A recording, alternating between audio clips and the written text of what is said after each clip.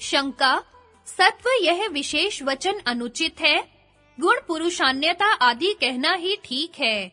समाधान, यह शंका ठीक नहीं, क्योंकि रजस और तमस से पुरुष में साक्षात अविवेक हो नहीं सकता।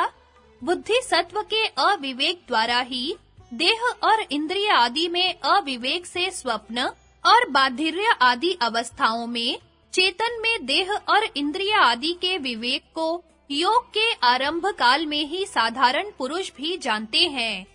इस सूत्र की व्याख्या करते हैं, निधुरतेति, पर वैशारद परम स्वच्छता को कहते हैं, अर्थात अति सूक्ष्म वस्तु के प्रतिबिंब को ग्रहण करने के सामर्थ्य का नाम है परम वशीकार संज्ञा। परमाणु परम महत्वान्तो अस्य वशीकार, यह कहा है। रूपेन प्रतिष्ठस्य, रूप प्रतिष्ठस्य, यह तृतीय तत्पुरुष समास है। रूप से प्रतिष्ठित अंतःकरण बुद्धि सत्व का सर्वभावाधिष्ठातृत्व होता है। इसका विवरण करते हैं, सर्वात्मान इति बराबर। इसका भी विवरण है, व्यवसाय व्यवसायात्मक इंद्रिये और इंद्रिय विषयात्मक गुण अशेष दृश्यति बराबर संकल्प मात्र से पुरुषों के साथ संयुक्त और असंयुक्त अशेष वस्तुओं के आकार से परिणत होकर योगी को उपस्थित होते हैं। उसमें स्वामिनम क्षेत्रज्ञ, यह दो हेतुर गर्भित विशेषण है, क्योंकि वह स्वामी क्षेत्रज्ञ भोक्ता होने से प्रेरक है। अतः जैसे अयस्कांत मणि के पास लोहा खिंच आता है, वैसे ही गुण दृश्य रूप बनकर स्वामी क्षेत्रज्ञ को उपस्थित हो जाते हैं। अथवा क्योंकि वह स्वामी क्षेत्रज्ञ गुणों के परिणाम क्षेत्र आदि को प्रेरित करता है, प्रवृत्त करता है या परिणमन प्रकार को जानता है, अतः उसके प्रति वे उपस्थित हो जाते हैं। यद्यपि सब पुरुष सब गुणों के अशेषतया स्वामी है, तथापि पाप आदि के प्रतिबंध से सब गुण सब समय सब पुरुषों आदि के भोग्य रूप से उपस्थित नहीं होते। यह भाव है। ऐसी श्रुति भी इस विषय में प्रमाण है। स यदि पितृलोक कामः संकल्पा देवास्य पितरः समुत्तिष्ठन्ति इत्यादि। जब यह पुरुष पितृलोक की कामना वाला होता है, तब संकल्प मात्र से ही उसको पितृ उपस्थित हो जाते हैं इत्यादि। क्रिय ऐश्वर्य रूप सिद्धि की व्याख्या करके ज्ञानैश्वर्य रूप सिद्धि की व्याख्या करते हैं। सर्व ज्ञातृत्व मिति बराबर सब आत्मा, सब पुरुष बद्ध, मुक्त और ईश्वरों का और शांत, उदित तथा अव्यपदेश्य रूप धर्म विशिष्ट गुणों का ज्ञान सर्व ज्ञातृत्व है। इसका नाम है विवेकज ज्ञान। यह संज्ञा सान्वय है। विशेष संज्ञा के अन्वर्थ को कहते हैं याम प्राप्येति। कलेश बंधन के क्षीण होने से विशोका नाम की सिद्धि है, जिसका अर्थ है शोक शून्यता।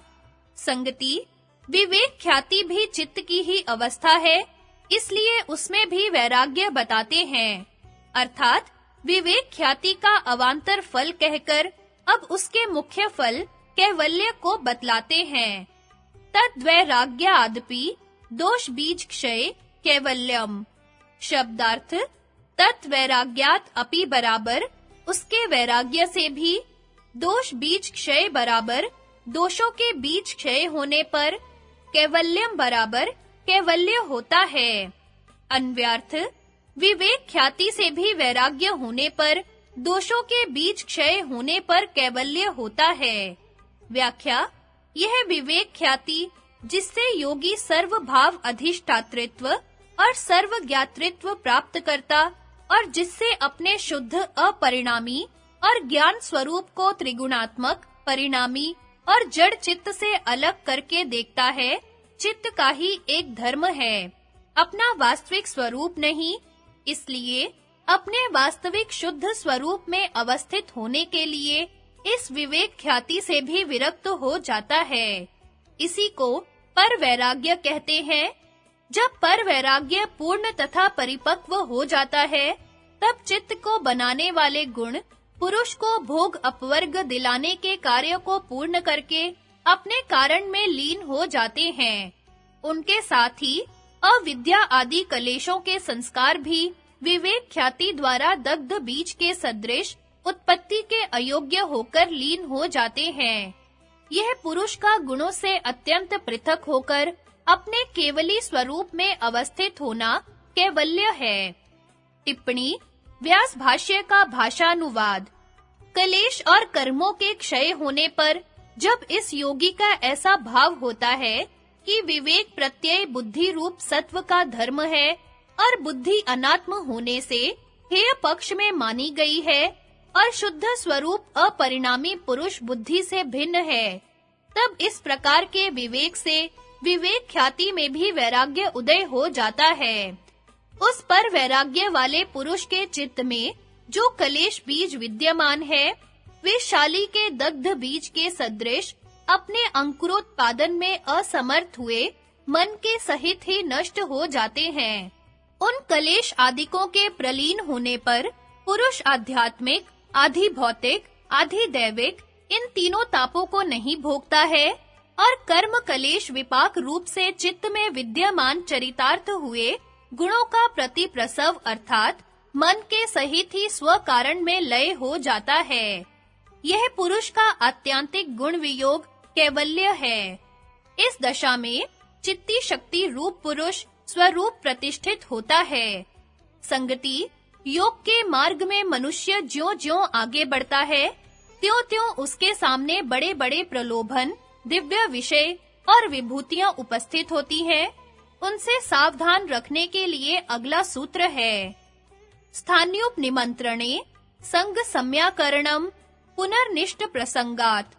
शब्दार्थ स्थानी उपनिमंत्रणे बराबर स्थान वालों के आदर भाव करने पर, संग सम्य अकरणम बराबर लगाव और घमंड नहीं करना चाहिए, पुनः अनिष्ट प्रसंगात बराबर फिर अनिष्ट के प्रसंग से। अन्व्यार्थ स्थान वालों के आदर भाव करने पर लगाव एवं घमंड नहीं करना चाहिए, क्योंकि फिर अनिष्ट के प्रसंग का भय है। व्याख्या योगियों को भूमियों के अनुसार 4 श्रेणियों में विभक्त कर सकते हैं, जो निम्न प्रकार है। पहला, प्रथम काल्पिक, आरंभिक अभ्यास वाले जो सवितर्क समाधि का अभ्यास कर रहे हैं। दूसरा, मधु भूमिका, जो निर्वितर्क समाधि नामी ऋतंभरा प्रज्ञा को प्राप्त करके भूत और इंद्रियों के जीतने का अभ्यास कर रहे हैं। तीसरा, प्रज्ञा ज्योति, जिन्होंने सविचार समाधि द्वारा भूत इंद्रियों को जीत लिया है और स्वार्थ संयम द्वारा विशोका भूमि का अभ्यास कर रहे हैं। चौथा, अतिक्रांत भावनीय, जो निर्विचार समाधि द्वारा मधु प्रतीका और विशोका भूमियों को प्राप्त करके उनसे विरक्त हो गए हैं, जिनको अब कुछ साधना शेष नहीं रहा, केवल असंप्रज्ञात समाधि द्वारा चित्त का लय करना बाकी है, जो 7 प्रकार की प्रांत भूमि प्रज्ञा वाले हैं। भूमियों को इन श्रेणियों में विभक्त किया जा सकता है। पहली, वितर्कानुगत भूमि, दूसरी, विचारानुगत भूमि, तीसरी, आनंदानुगत और अस्मितानुगत भूमि और चौथी, विवेक ख्याति की भूमि। अपनी-अपनी भूमियों के स्थानपति देवता बड़े आदर से नाना प्रकार के भोगों और ऐश्वर्यों का योगियों को प्रलोभन देते हैं, अर्थात इन भूमियों में नाना प्रकार के भोग, ऐश्वर्य, दिव्य विषय और विभूतियों के प्रलोभन आते हैं। इनसे योगियों को सदा सावधान और सचेत रहना चाहिए। इनमें यदि फंसा तो सब किया हुआ परिश्रम व्यर्थ जाएगा, परंतु इनसे सदा अलग रहना चाहिए और इन प्रलोभनों को देखकर अपने में उनको हटाने की सामर्थ्य समझकर अभिमान भी न करना चाहिए, क्योंकि अभिमान से उन्नति रुक जाती है और पतन होने लगता है। प्रथम भूमि वाला अभ्यासी इस योग्य ही नहीं होता कि उसके लिए ये प्रलोभन आवे। तीसरे और चौथे भूमि के अभ्यासी इतनी योग्यता प्राप्त कर लेते हैं कि आसानी से इनके फंदे में नहीं आ सकते। दूसरी भूमि वालों के गिरने की बहुत संभावना है, इस कारण उनको सबसे अधिक सावधान रहने की आवश्यकता है। संगति, जो फल रूप विवेक ज्ञान कहा है, उसी के विषय में पूर्वोक्त संयम से भिन्न दूसरा उपाय बतलाते हैं। क्षण तत्क्रम्योः संयमादि विवेकजम ज्ञानम। शब्दार्थ क्षण तत्क्रम्योः बराबर क्षण और उसके क्रमों में, संयमात बराबर संयम करने से, विवेकजम ज्ञानम बराबर विवेकज ज्ञान उत्पन्न होता है। अन्व्यार्थ क्षण और इसके क्रमों में संयम करने से विवेकज ज्ञान प्राप्त होता है। व्याख्या: जिस प्रकार द्रव्य का सबसे छोटा विभाग जो भाग रहित है वह परमाणु है, वैसे ही समय की सबसे छोटी विभाग रहित गति क्षण है, अथवा जितने समय में चलाया हुआ परमाणु पूर्व देश को छोड़कर उत्तर देश को प्राप्त हो वह काल की मात्रा क्षण है। उन क्षणों के प्रवाह का विच्छेद न होना अर्थात बने रहना क्रम कहलाता है। क्षण और उसका क्रम दोनों एक वस्तु नहीं है। ये बुद्धि के निर्माण किए हुए मुहूर्त, दिन, रात, मास आदि होते हैं। अथवा इसको यूं समझना चाहिए कि काल वास्तव में वस्तु से शून्य है, केवल बुद्धि के ही निर्माण की कोई वस्तु है। वस्तु से शून्य होते हुए भी काल को शब्द ज्ञान के पीछे विकल्प से व्यवहार देश में लोग वस्तु के समान जानते हैं। क्षण क्रमाश्रित होने से कोई वस्तु नहीं है। एक क्षण के पीछे दूसरे क्षण का आना क्रम कहलाता है। योगी जन इसी को काल कहते हैं। दो क्षण एक साथ नहीं हो सकते और क्रम से भी दो क्षण एक साथ नहीं हो सकते, क्योंकि पूर्व वाले क्षण से उत्तर वाले क्षण का अंत होना ही क्षणों का क्रम है। इसलिए वर्तमान ही एक क्षण है, पूर्व और उत्तर क्षण नहीं है। अतीत और अनागत क्षण वर्तमान क्षण के ही परिणाम कहने योग्य है। उस एक वर्तमान क्षण से ही संपूर्ण लोक परिणाम को प्राप्त होते हैं। सब धर्म उस एक क्षण के ही आश्रित है। इसलिए क्षण और उसके क्रम में संयम करने से इन दोनों का साक्षात्कार पर्यंत विवेकज ज्ञान उत्पन्न होता है। भाव यह है कि जैसे न्यायिक सबसे छोटे निर्विभाग पदार्थ को परमाणु मानते हैं, वैसे ही योगाचार्य सत्व आदि के एक परिणाम विशेष को द्रव्य रूप क्षण मानते हैं। क्षणों के प्रवाह का अविच्छेद अर्थात पूर्वापर भाव होना क्रम कहलाता है, पर यह क्रम वास्तव में सत्य नहीं है, कल्पित है, क्योंकि दो अगले पिछले क्षणों का एक समय में समाहार होना असंभव है।